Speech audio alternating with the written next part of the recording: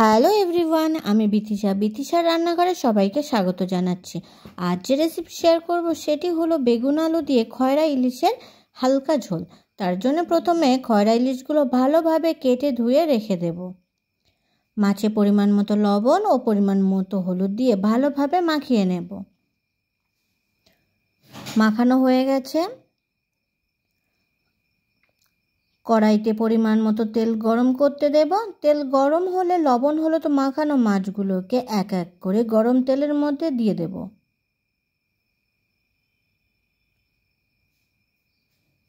ভালোভাবে মাছের দুই পিঠ ভেজে নেব। দুই পিঠ ভালোভাবে ভাজা হলে ভাজা মাছগুলোকে এক এক করে তুলে নেব।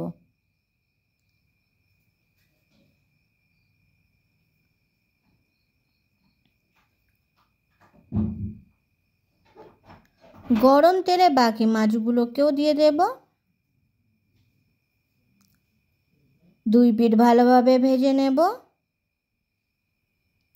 ভাজা মাছগুলোকে এক এক করে তুলে নেব।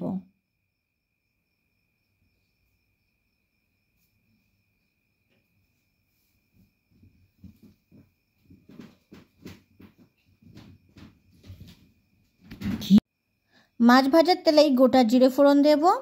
ফোড়ন ভাজা হলে লম্বা লম্বা করে কেটে রাখা আলুগুলো দিয়ে দেব। আলুগুলো ভেজে নেব।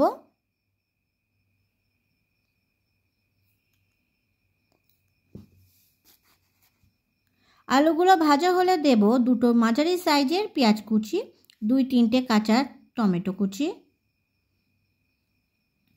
5-6টা চেরা কাঁচা লঙ্কা। কিছু সময় ভেজে নেব।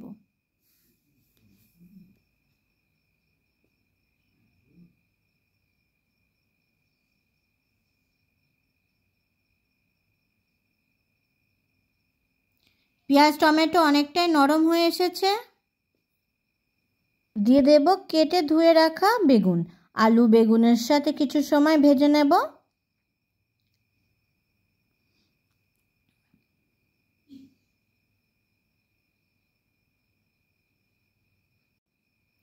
পাঁচ ছ মিনিট ভাজার পর দিয়ে দেব পরিমাণ মতো লবণ, পরিমাণ মতো হলুদ, 1 চামচ জিরে গুঁড়ো, 1 চামচ ধনে গুঁড়ো, 1/2 চামচ মরিচ গুঁড়ো, 1/2 চামচ শুকনো লঙ্কার গুঁড়ো।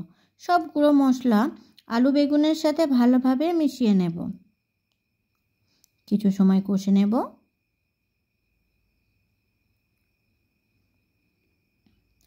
মশলা ভালোভাবে কষা হয়ে গেলে দিয়ে দেব পরিমাণ মতো জল।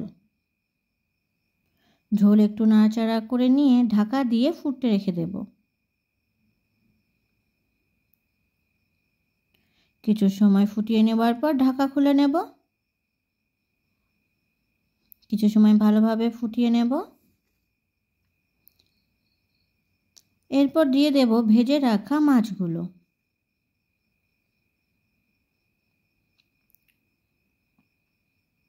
মাছগুলো ঝোলের সাথে মিশিয়ে নিয়ে আরও কিছু সময় ফুটিয়ে নেব।